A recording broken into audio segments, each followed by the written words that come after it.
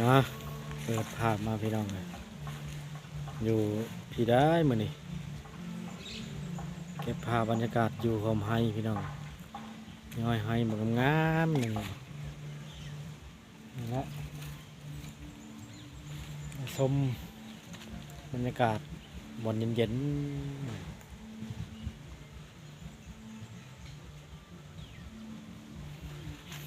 ฝนตกพี่น้องหลังจากฝนตกวานนี่ก็บ่ได้ไปทางไหนเด้มื้อนี้คือเก่าอยู่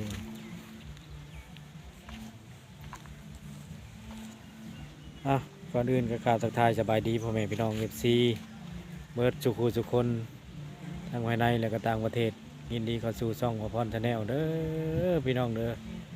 ฝากกดไลค์กดแชร์กดติดตามให้หน่อยเด้อมีหยังก็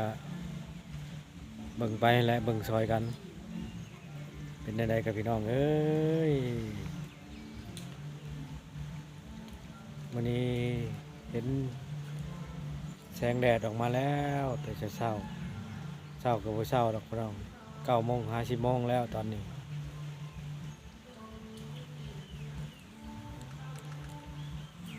มื้อนี้ก็บ่ได้ตื่นเช้าบ่ได้มื้อนี้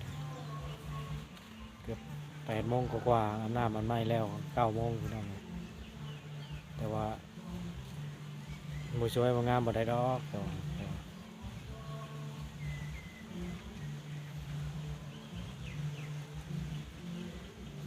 มื้อนี้บ่เห็นอ้ายคนหล่อไปการเขียนเมื่อคืนนี้จักได้บ่ได้พี่น้องบ่เห็นมาใกล้เลยจักทางใดจักไปทางใดเลยบ่เห็นหน้าเห็นตากัน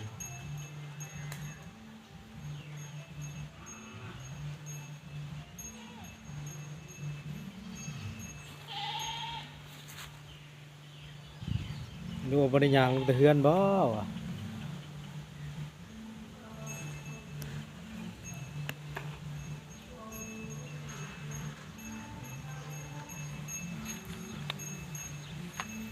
ชมบรรยากาศพี่น้องบรรยากาศ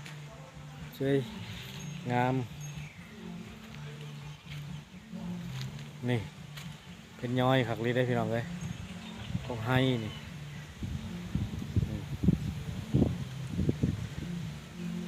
เป็นย้อยแล้วก็ห่มเป็นห่มเป็นเย็นดีเย็นคักบ่คักพี่น้องเอ้ยอยู่นี่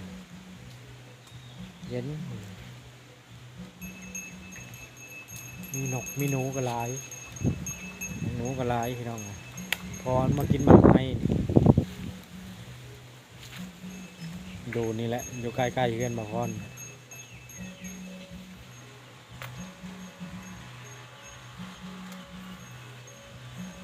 มีแต่ไปชม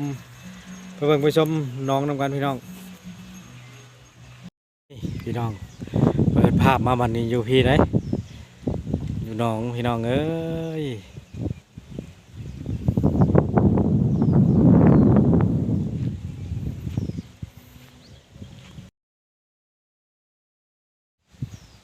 ตอนนี้ก็มาอยู่กลางหนองแล้วพี่น้องมีชิมอยู่กลางหนองนี่ถ่ายรอบๆให้เบิ่งเด้อพี่น้องเด้อก่อนอื่นก็ว่าทักทายสบายดีก่อนอีกรอบพี่น้องกันอีกรอบพี่น้องเปิดภาพมาบ้านนี้กันอยู่พี่แล้วพี่น้องเลยเก็บภาพบรรยากาศเย็นๆวันนี้สวนแต่งก็มีแล้วก็ยาเนี่ยพี่น้อง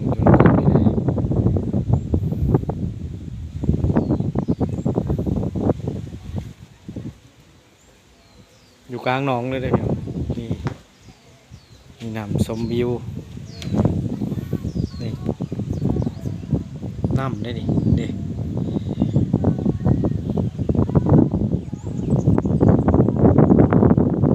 อยู่บ้านแล้วถ่ายคลิปบ่ได้มื้อนี้มีแต่เพลงเสียงตู้พี่น้องก็ถึกอยู่นี่ก็จักแนวใดเลยเสียงตู้ก็ถึกอยู่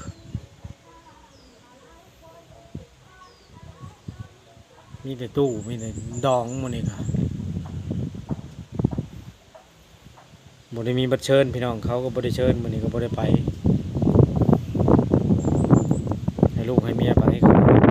หาอยู่เอาห วนเอาเชิญเลยไปเองไปเป็นครูนะเชิญเป็นครูครอบครัว